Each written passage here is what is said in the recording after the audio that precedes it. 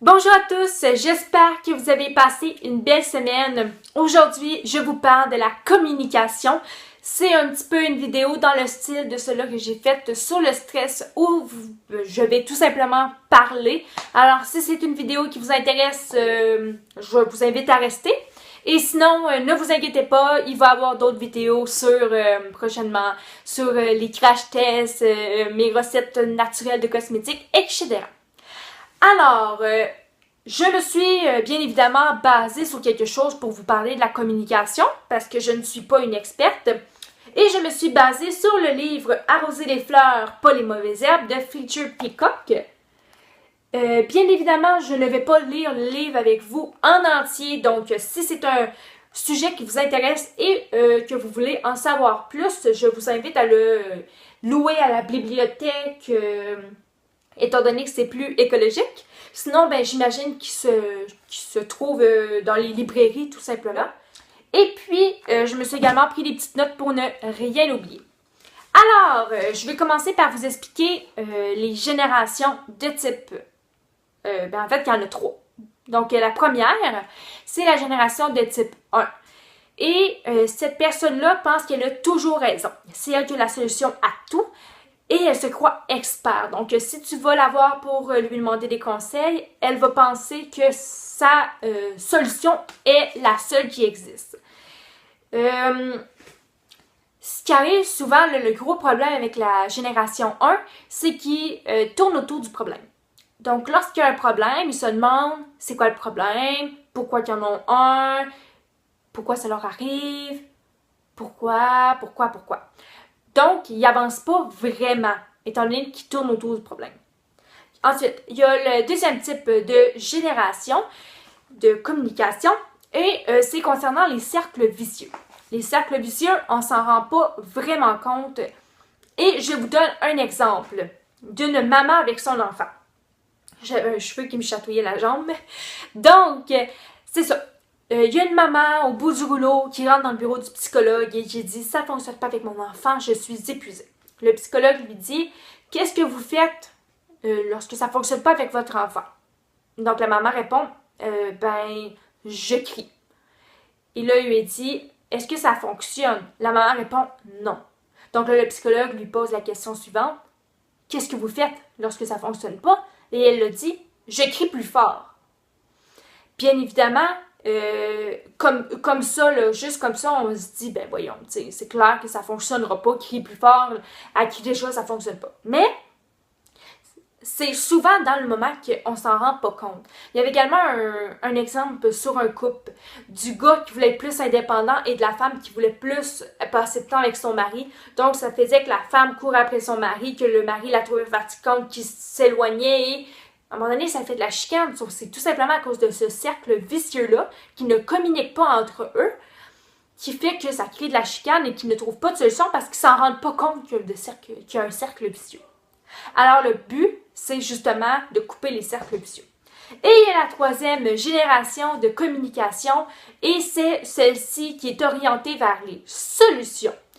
C'est Milton Erickson qui l'a découvert et c'est lorsque, je pense qu'il était psychologue ou travailleur social ou quelque chose comme ça, qu'à un moment donné, il y avait un client qui était dans son bureau, puis ça faisait vraiment plusieurs fois qu'il le rencontrait, ça fonctionnait pas. Le monsieur était dépressif, puis il avait essayé plusieurs choses, rien ne fonctionnait. Au lieu de se décourager, Erickson a trouvé une autre solution. Donc, il a projeté le monsieur dans l'avenir, sous hypnose, parce qu'il pratiquait l'hypnose des fois, et il a posé la question suivante au monsieur. Vous êtes dans le futur, tout va bien, tous vos problèmes sont réglés, qu'est-ce que vous avez fait pour les résoudre? Et là, le monsieur sous hypnose a commencé à dire « Ah, j'ai fait ci, j'ai fait ça, j'ai fait ci. » Et là, tranquillement, pas vite, Erickson a sorti le monsieur de l'hypnose et il a dit pour résoudre votre problème, vous devez faire ci, ça, ça. Et Erickson a repris les propos que le monsieur avait dit sous hypnose pour l'aider à trouver des solutions.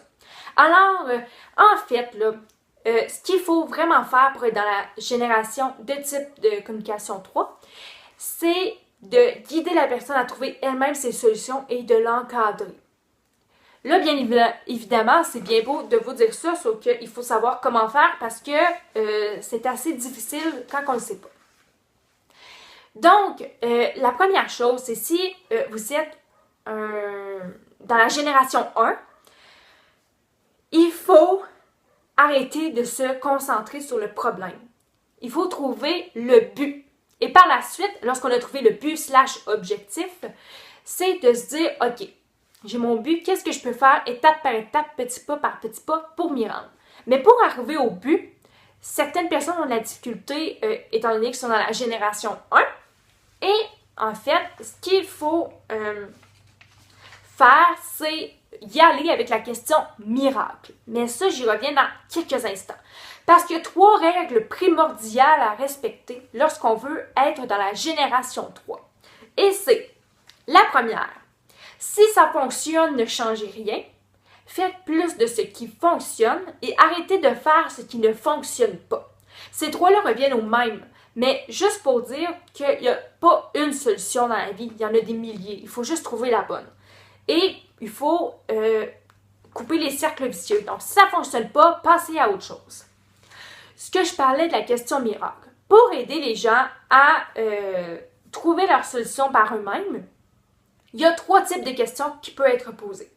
La question miracle est souvent la première à poser parce que ça va amener la personne à trouver le but ou l'objectif pour résoudre son problème. Donc, ce qu'on peut dire, c'est, tout dépendamment le type de problème, si ça irait mieux, soit dans votre emploi, dans votre vie, dans votre relation amoureuse, qu'est-ce qui serait différent? Donc là, ça pousse à la personne à réfléchir qu'est-ce qui serait différent si sa vie irait mieux.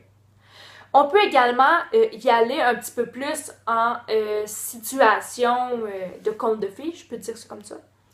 C'est dire, vous vous réveillez un matin, il y a une petite fille avec sa baguette magique qui a réglé tous les problèmes. Vous vous réveillez ce matin-là et tous vos problèmes sont réglés. Qu'est-ce qui vous dit que vos problèmes sont réglés? Pourquoi vous le savez? Qu'est-ce qui est différent? Donc, ça revient pas mal à la même question, c'est juste que la question est plus longue, plus vague, etc. Vous choisissez celle qui va mieux et il y a plusieurs façons de le dire. C'est vous qui le savez. Vous allez adopter la question comme vous le sentez et c'est ce qui est l'important. Ensuite, une fois qu'on a trouvé le but, des fois, on peut aussi y aller avec la question d'exception. Donc, j'ai vraiment les lunettes qui descendent, c'est fatigant. Oui, fait que si je poursuis, la question d'exception, c'est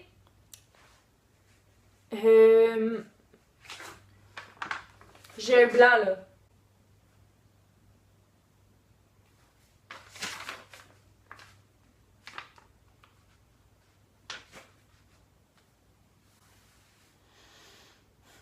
Je vais finir par me retrouver. Attendez. Ah! Trouvé! OK. C'est ça. La question d'exception, c'est de dire à la personne, mettons qu'elle dit « ça va pas bien dans ma vie » et tout et tout. Et c'est de lui dire, est-ce qu'il y a des moments dans la journée, dans la semaine, que vous allez mieux?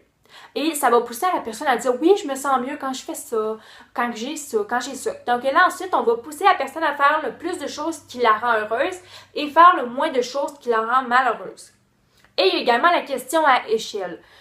On va tout simplement poser à la personne sur une échelle de 1 à 10.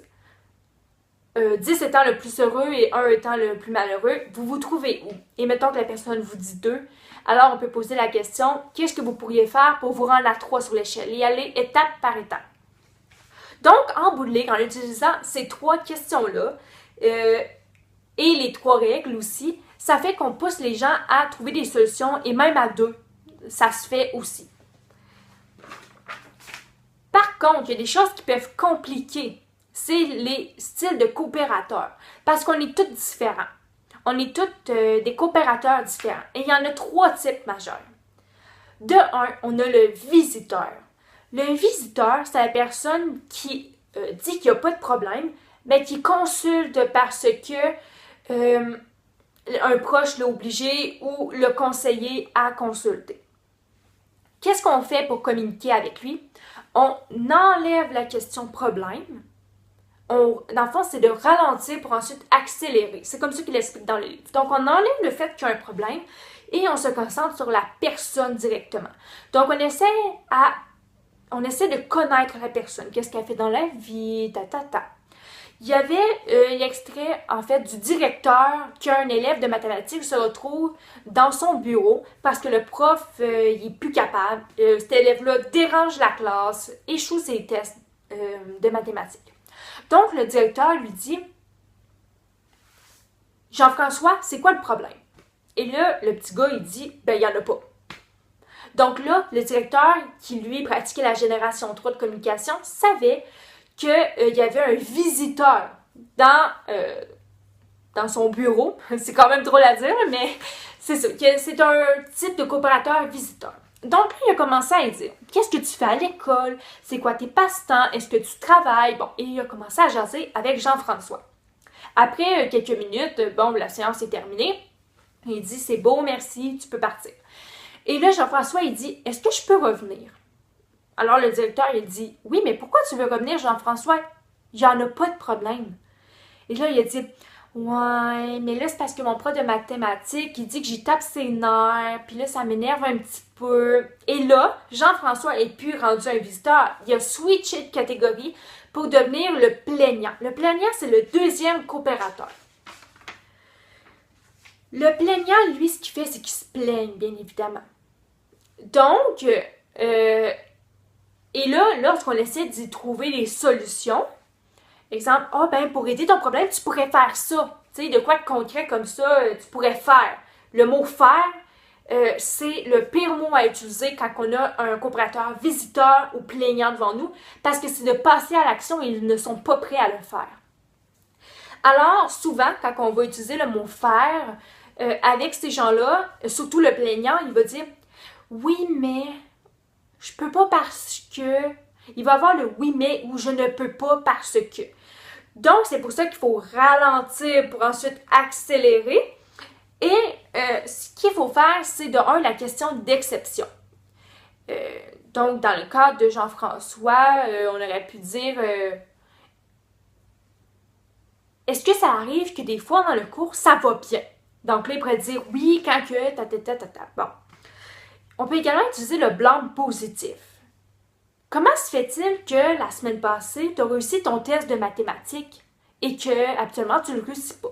Donc là, il va dire j'ai fait ça. Donc déjà là, inconsciemment, il trouve des solutions parce qu'il explique soit l'exception ou il explique en fait l'exception que ça l'a bien été. Et le troisième type de coopérateur est l'acheteur. L'acheteur sait qu'il y a un problème et il veut le régler. Donc, on peut utiliser le mot « faire ». Ça fonctionne. Comme par exemple, qu'est-ce que vous pourriez faire pour améliorer votre qualité de vie? Là, il dit « je préfère ça, je préfère ça, je préfère ça ». Même s'il est acheteur, on peut utiliser la question miracle, exception et échelle. Sauf qu'on peut tout de suite passer plus au mot « faire » et trouver des solutions concrètes. La personne est prête. Tandis que lorsque c'est visiteur ou plaignant, ils sont pas prêts à aller dans l'action. Donc, il faut aller jouer dans leur subconscient pour les mener à trouver eux-mêmes des solutions et passer à l'action par la suite. Qu'est-ce qui est important à ne pas oublier quand on est dans la génération 3? C'est de ne pas donner d'ordre et de donner plus des propositions ou des choix ou mener la personne à faire ses solutions elle-même. Même dans le cas d'un problème à deux, ça peut se faire aussi. J'ai bien aimé l'histoire d'une maman qui disait « Moi, je communique avec mes enfants dans la 3e génération. » Et ce que je trouve très, très intéressant. En fait, ce qu'elle disait, c'est que... Je commence à avoir mal aux jambes, c'est en indien. OK. Donc, ça, elle disait que au lieu de donner des ordres à ses enfants, à 8 heures, t'es couché, par exemple, elle disait « Je lui donne le choix. Est-ce que tu veux te coucher dans 5 minutes ou dans 10 minutes? » L'enfant a l'impression qu'il choisit, mais en réalité, la mère gagne pareil parce que, je veux dire, à 8 heures, il va être pas mal couché, tu sais. Mais, ce qui est drôle, c'est qu'elle dit des fois, ça se revirait contre moi. Là, à un moment donné, il était... je me rappelle plus trop le contexte parce que j'ai pas vraiment relu le livre, puis ça fait environ une semaine que je l'ai terminé. Mais bref, le contexte, là, il est pas important, là, c'est vraiment plus ce qui s'est passé. Mais je mettons exemple, il se trouvait devant une crèmerie et l'enfant a dit Maman, est-ce que tu veux m'acheter une crème glacée ou 2 crèmes glacées? Fait que ça m'a fait vraiment rire. Mais ce que j'aime bien des choix et des propositions envers les enfants, c'est que ça apprend déjà à l'enfant à prendre des décisions. Comme ça, quand il va en avoir des plus difficiles à faire dans le futur, il va déjà avoir un petit peu appris comment en prendre. Parce que quand on impose des choses à son enfant et qu'on le laisse faire très rarement des choix, lorsque vient le temps de choisir un choix de carrière ou de prendre des décisions plus grandes que, je comprends, là, se coucher dans 5 minutes, 10 minutes, c'est pas des grosses décisions, ce qui porte le matin, bon. Mais ça va quand même, je trouve, l'aider à avoir un bagage pour prendre des décisions, puis on le sait, en tout cas, c'est difficile d'en prendre des décisions parfois. Et ça porte aussi moins à l'ostinage. Parce que, puis même dans la vie de tous les jours avec un adulte, lorsqu'on impose quelque chose à l'autre, souvent il va y avoir de l'ostinage. Sauf si on lui donne 2 choix, mais ça pousse à avoir plus de compromis, je trouve. Alors, je trouve que c'est vraiment des bons astuces. C'est vrai que j'en ai dit beaucoup en peu de temps. Moi aussi, là, quand j'ai lu le livre pour la première fois, j'étais un peu perdue. C'est bien beau savoir la question miracle, la question d'exception, la question échelle, les types de coopérateurs, les types de génération. Ça en fait beaucoup, mais le but, c'est vraiment de le pratiquer. Puis, plus on va le pratiquer, plus on va le faire sans s'en rendre compte. Et ça va vraiment mener la communication ailleurs, je pense. Parce que on coopère vraiment. Donc, pour vrai, moi, c'est vraiment quelque chose que je suis en train de pratiquer.